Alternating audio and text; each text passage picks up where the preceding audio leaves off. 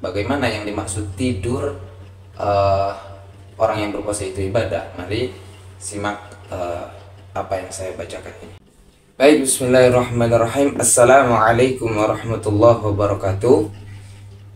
Di sini kami akan membacakan satu buah buku yang berjudul Seputar Ibadah Ramadan yang ditulis oleh Ali Zainal Muhammad. Nama pena dari Gus Ebit yaitu Muhammad Ali Zainal Abidin, kelahiran Jember tahun 95. Beliau termasuk dari Komisi Fatwa MUI Jawa Timur. Ya, ini sangat recommended banget buku ini buat kita umat Islam, apalagi sebentar lagi sudah hampir menjelang Ramadan ya. Karena di dalamnya membahas tentang seputar permasalahan yang sering dipertanyakan ketika bulan Ramadan. Oke, baik, langsung saja kami akan membacakan permasalahan pertama dari buku ini. Sebelum lanjut, jangan lupa subscribe dulu bosku.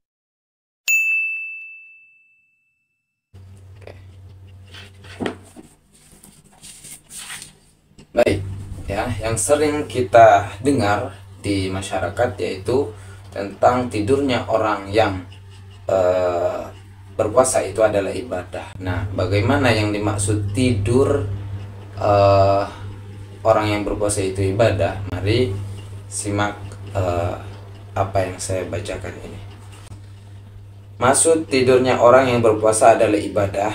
Salah satu hadis yang populer dan sering kita dengar pada saat bulan Ramadan adalah hadis yang menjelaskan tentang keutamaan orang berpuasa.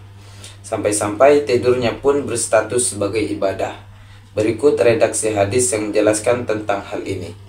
Naumus shaimi ibadatun wa sumtuhu tasbihun wa amaluhu mudha'afun wa du'a'uhu mustajabun wa dzambuhu maghfurun, yang artinya tidurnya orang yang berpuasa adalah ibadah, diamnya adalah tasbih, amal ibadahnya dilipat gandakan, doanya dikabulkan, dan dosanya diampuni. Hadis riwayat Baihaqi. Hadis ini seringkali dipolitisir oleh sebagian masyarakat sebagai pembenaran bersikap malas-malasan dan banyak tidur saat menjalankan puasa di bulan Ramadan. Padahal pemikiran demikian tidaklah benar, sebab bertentangan dengan salah satu adab dalam menjalankan puasa yang berupa tidak diperkenankan memperbanyak tidur pada saat siang hari. Imam Al-Ghazali menjelaskan berkaitan dengan adab ini, minal adabi alla yukfiran nauma bin nahari hatta yuhissa bil ju'i wal 'atashi wa yastashhiru du'fal quwah fayasfu 'inda dzalika qalbuhu. Sebagian dari adab dalam berpuasa adalah tidak memperbanyak tidur di siang hari agar seseorang merasakan lapar dan haus serta merasakan lemahnya kekuatan. Dengan demikian hati akan menjadi jernih. Dari dua penjelasan yang tampak kontradiktif di atas, lantas bagaimana sebenarnya maksud dari tidurnya orang yang berpuasa adalah ibadah? Apakah terdapat ketentuan khusus bagi orang yang berpuasa agar tidur yang dilakukannya dapat benar-benar bernilai ibadah? Intensitas tidur yang terlalu banyak tergolong perbuatan yang berkonotasi negatif, sebab identik dengan perilaku lalai dan bermalas-malasan. Namun di sisi lain, tidur juga dapat bernilai positif jika digunakan untuk memacu perbuatan yang bernuansa ibadah, seperti untuk istirahat guna mempersiapkan fisik agar lebih bersemangat dalam menjalankan ibadah misalnya. Penjelasan demikian sebagaimana keterangan yang disebutkan dalam kitab Ittihaf Sadat Al-Muttaqin, yaitu naumus shaimi ibadatun wa nafasuhu tasbihun wa sumtuhu hikmatun hadza ma'a kaunin naumi ainal ghaflati walakin kullu ma yusta'anu bihi 'alal ibadati yakunu ibadatan. Tidurnya orang puasa adalah ibadah, nafasnya adalah tasbih, dan diamnya adalah hikmah. Hadis ini menunjukkan bahwa meskipun tidur merupakan bentuk kelalaian, namun setiap hal yang dapat membantu seseorang dalam melaksanakan ibadah maka juga termasuk ibadah. Ya, melaksanakan puasa di bulan Ramadan jelas merupakan sebuah bentuk ibadah, sehingga tidur pada saat berpuasa yang bertujuan agar lebih bersemangat dalam menjalankan ibadah yang dilakukan saat puasa juga terhitung sebagai ibadah. Seperti seseorang yang tidur saat puasa karena faktor kelelahan setelah melakukan kerja mulai pagi sampai siang hari. Tidurnya ia niatkan untuk beristirahat agar pada sore hari ia bisa lebih fokus dan bersemangat dalam mengikuti pengajian menjelang berbuka. Maka tidur jenis ini adalah tidur yang bernilai ibadah. Tidur tersebut bernilai ibadah karena di samping ia niatkan untuk mengoptimalkan melaksanakan ketaatan, juga bernilai ibadah dari aspek yang lain, yaitu karena tidurnya dilaksanakan pada saat sedang berpuasa serta tidak menyalahi adab yang berlaku bagi orang yang berpuasa. Selain ditujukan untuk mengoptimalkan kebaikan, tidur juga dapat bernilai ibadah ketika diniatkan agar terhindar dari perbuatan maksiat. Misalnya, seseorang berada di lingkungan yang kerap menggunjing, menggibah orang lain dalam setiap obrolannya di siang hari.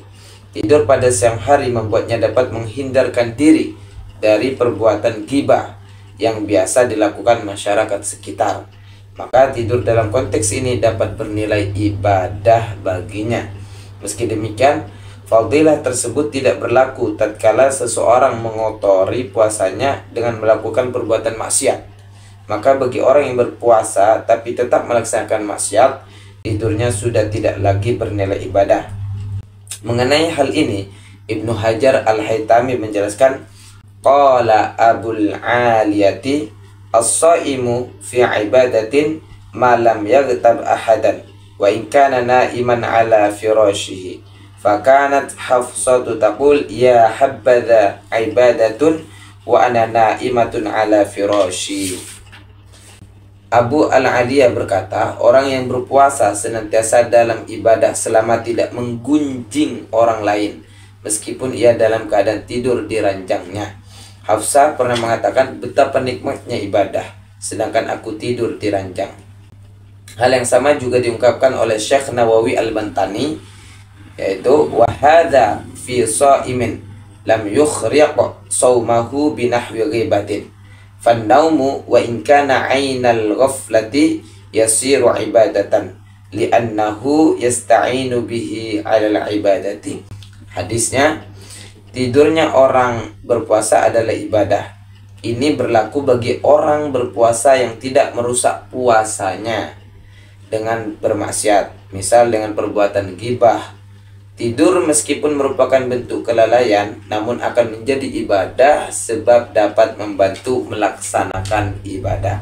Maka orang yang berpuasa namun masih saja melaksanakan perbuatan maksiat dalam puasanya, tidurnya tidak tergolong ibadah, ya, sebab tidur yang ia lakukan tidak ditujukan sebagai penunjang melaksanakan ibadah puasa, karena ia telah mengotorinya dengan perbuatan maksiat.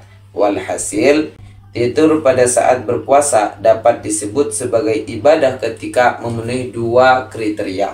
Yang pertama, tidak dimaksudkan untuk bermalas-malasan, tapi untuk lebih bersemangat dalam menjalankan ibadah atau menghindarkan diri dari kemaksiatan.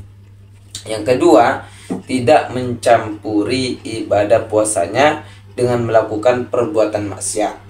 Jika salah satu dari dua syarat di atas tidak terpenuhi, maka tidur saat melaksanakan puasa tidak lagi dapat bernilai ibadah. Wallahu a'lam. Semoga bermanfaat, dan agar tidak ketinggalan video-video selanjutnya ya yang kami bacakan dari seputar ibadah Ramadan ini, ya, maka silahkan di subscribe, like, and share, dan bunyikan lonceng notifikasinya. Wassalamualaikum warahmatullahi wabarakatuh.